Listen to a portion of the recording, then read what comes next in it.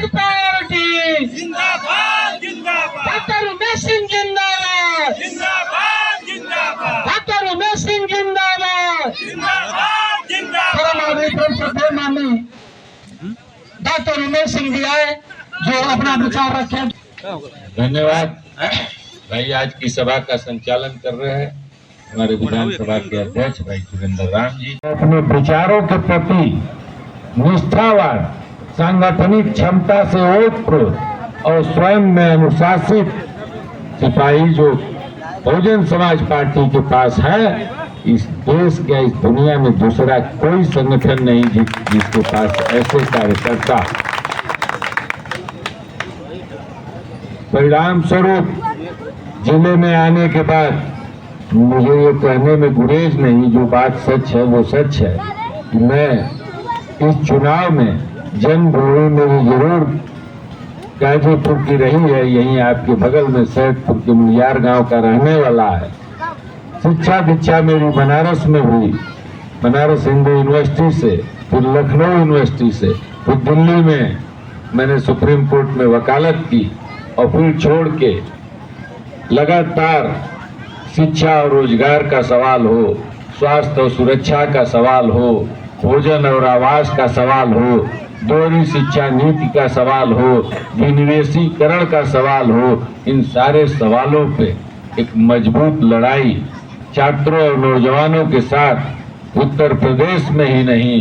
केंद्र सरकार के खिलाफ ही नहीं, कई कई राज्यों में छात्र युवा संघर्ष मोर्चा उस आंदोलन को चलाया करता था। आज उसी के परिणाम स्वरूप बहुजन समाज पार्टी की एक संगठित और काडर बेस पार्टी और एक मजबूत वोट बैंक, जो लगभग 3 लाख से ज्यादा पोल होने वाला वोट बहुजन समाज पार्टी के पास है। आज आपको बता दें, इस जिले के हर गांव में तमाम छात्र नौजवान जो विभिन्न विश्वविद्यालयों महाविद्यालयों से पढ़ करके आए हुए हैं या सरकारी मुलाजिम बन के देश के अन्य हिस्सों में काम कर रहे हैं, जब उन्हें पता चला कि बहुजन समाज पार्टी ने अपना प्रत्याशी घोषित किया है, तो प्रोफाइल देख करके उन्होंने अपने घरों पे अपने रिश्तेदारों को, अपने रिश्ते नाते मित्र साथी सबको फोन करके और चुनाव पर्चा भरने से पहले गाजीपुर जिले में लोगों ने, बहुजन समाज के लोगों ने चुनाव को इतना मजबूत खड़ा कर दिया कि आज की स्थिति है कि भारतीय जनता पार्टी और समाजवादी पार्टी दोनों को आपस में तालमेल करना पड़ रहा है। और आज एक बहुत सामान्य सी बात है, आप लोगों के बीच एक सवाल खड़ा करके जा रहा हूं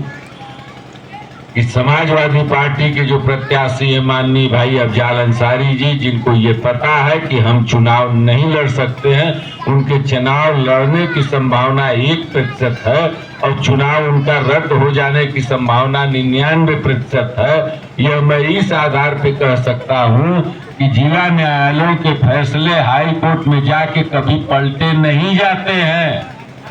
कोई ऐसा मुकदमा होगा जिसमें शायद जिला न्यायालय के फैसले को हाई कोर्ट पलट दे, ऐसा 1% मुकदमा होता होगा। उस 1% की संभावना को देखते हुए कुछ दिन पहले तक माननीय सांसद जो हमारी पार्टी के लिए ही रहे हैं, उन्होंने अपनी बिटिया को मैदान में उतारा था, नुसरत जहां को, उसके चुनाव लड़ने की संभावना 100% थी, क्योंकि उसके ऊपर कोई आपराधिक मुकदमा नहीं था, वो भी नहीं थी और सजा याफ्ता तो नहीं ही थी अपने पिता की तरह। तो जिसके चुनाव लड़ने की संभावना, या तो आपकी जिद रही होती कि चुनाव चाहे हर हाल में मुझे ही लड़ना है, जब खुद को लड़ना आप चाहते तो अपनी बिटिया को घर से बाहर नहीं निकालते,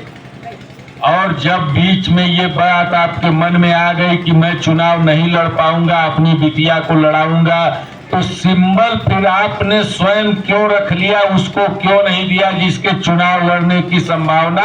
100% थी।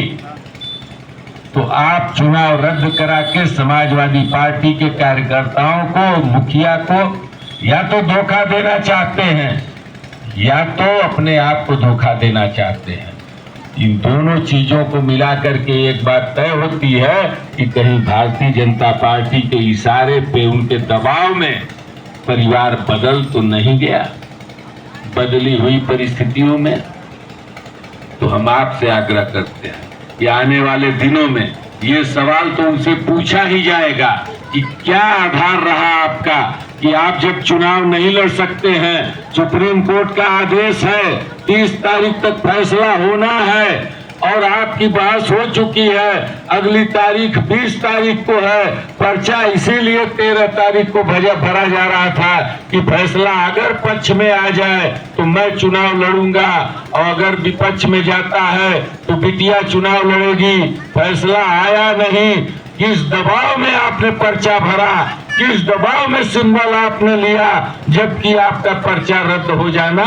लगभग तय है। तो अब हम ये पूछना चाहते हैं कि अब जाल भाई मिल गए हैं भाजपा के दबाव में, सरकारी मिशनरियों के दबाव में, या उनके राष्ट्रीय अध्यक्ष मिल गए हैं दबाव में आ गए हैं और ये दोनों लोग मिलकर बहुजन समाज पार्टी से मुकाबला करना चाहते हैं। फिर भी दोस्तों ये बता दूं कि आपकी ताकत के आगे, बहन जी के आशीर्वाद के बाद और मेरे संगी साथी आंदोलनकारी जो इन जिलों में हैं, उस ताकत के आगे भाजपा सपा मिल के लड़ ले या बाकी निर्दलीयों को भी अपने साथ जोड़ ले, उनकी ताकत नहीं है आपके प्रत्याशी से पंजा लड़ा लेने की। तो आप निश्चिंत रहें, लड़ाई इस बार हम लोग भारी मतों से जीत रहे हैं और आने वाले दिनों में गाजीपुर की सीट बहुजन समाज पार्टी के ही खाते में जानी है। चाहे सरकार जितना अत्याचार कर ले या सभी दलों को मिला करके बहुजन समाज पार्टी के खिलाफ लड़ ले, उनकी औकात इस चुनाव में बनने वाली नहीं है। मेरे प्रत्याशी बनने के बाद से ही भारतीय जनता पार्टी, आज तो अखबारों ने भी लिखा है कि बसपा का काडर और बसपा के प्रत्याशी मिलकर समाजवादी पार्टी और भारतीय जनता पार्टी के काडर वोटों में जबरदस्त सेध मारने की तैयारी में है। और आपको बता दें कि ये सेधमारी हम नहीं कर रहे हैं। उन पार्टी के गलत नीति और गलत प्रत्याशियों के कारण दोनों दो दुनिया के माफिया हैं। एक जराइम की दुनिया का माफिया है तो दूसरा 100, 200, 500 लेके सुविधा शुल्क के नाम पे टीसी मार्कशीट और प्रवेश पत्र बेचने वाला शिक्षक अपने को कहने वाला शिक्षा माफिया है। इन दोनों माफियाओं की ताकत मिला लीजिए तो भी मुझसे लड़ने की बनती नहीं है। आने वाले 1 जून को हाथी के निशान पे आप लोग बटन दबा करके, और आपसे आग्रह है कि आप उस दिन पहले मतदान करने के बाद, माताएं और बहनें आपसे भी निवेदन है कि पहले मतदान करने के बाद तब घर में चूल्हा जलाइएगा, तब बच्चों को नाश्ता दीजिएगा। बहन जी का ये आग्रह है कि पहले मतदान फिर जलपान। इन्हीं चंद बातों के साथ मैं अपनी बात समाप्त करूंगा। धन्यवाद मित्रों। जय भीम, जय भारत।